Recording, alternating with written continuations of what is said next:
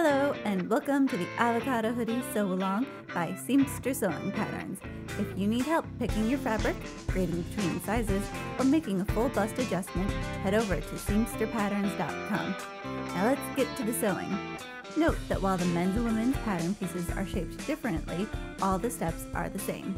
Today we'll be assembling our pockets with the women's pattern.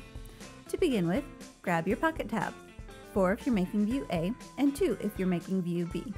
Fold each tab in half lengthwise, also known as hot dog style, right sides together. Now, to make the sewing go faster, we're going to chain the tabs together. That means we'll sew them one right after the other without stopping to break the threads between each tab, although we'll still backstitch at the beginning and end of each seam. See how the sewn tabs form a chain? When chaining, stitch along the 2 short ends. Do not stitch the long edges of the tabs. When sewing pocket tabs, I like to start from the folded edge and sew towards the raw edge. My sewing machine feeds the fabric easier that way. Once you've sewn the short ends of your tabs, trim your threads. Then clip the seam allowances in half. Now flip your tabs right side out. You can get sharper corners if you first fold the seam allowances over. There's no need to clip the corners at an angle unless you really want to. Once your tabs have been assembled, iron them flat. Next, we'll be stitching the tabs to our bottom panels. You can see here where they match up to the notches I've clipped into the bottom front panel. When sewing, stretch your pocket tabs to fit between the notches on the bottom front panel and stitch them in place. If you're making view A, the option with back pockets, stitch your 2 remaining tabs between the notches on the bottom side panels. There's also another thing to do for the version with back pockets. Stitch clear elastic to the edge of the bottom side panels that will be sewn to the bottom front panels.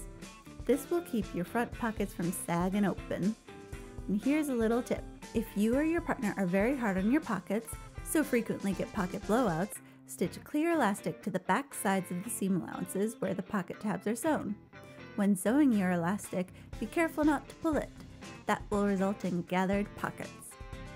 Once your tabs have been sewn, clip into the seam allowances next to the ends of the tabs by about ½ inch. You'll do this for both versions of the pattern. Now flip the tabs over so they stick out from the bottom panels and iron them down. Next, top stitch your tabs in place. When top stitching, I like to start at the seam between the tab and the panel. Stitch out towards the center of the panel about 1/8 inch, then pivot at a 90-degree angle and stitch parallel to the length of the tab. When I reach the other end of the tab, I pivot again, but this time I stitch towards the tab. This creates a nice little open rectangle next to the tab. Next, stitch the bottom side panels to the bottom front panel. Note which edge of the bottom side panel gets sewn to the bottom front panel. You do not want to sew a pocket tab to a pocket tab. When attaching the bottom panels, I find it's easiest to stitch from the ends of the seams to the tabs, since the seams can get bulky at the tabs. Do not stitch over the pocket tabs. You need these open to get your hands in. Now is a good time to finish your seam allowances. However, if you're making the hoodie for the first time, you might want to leave the seam allowances unfinished. That way you can more easily adjust the fit of your hoodie later. Just know that if you do that, the seam allowances inside your pocket bag will remain raw on your finished hoodie.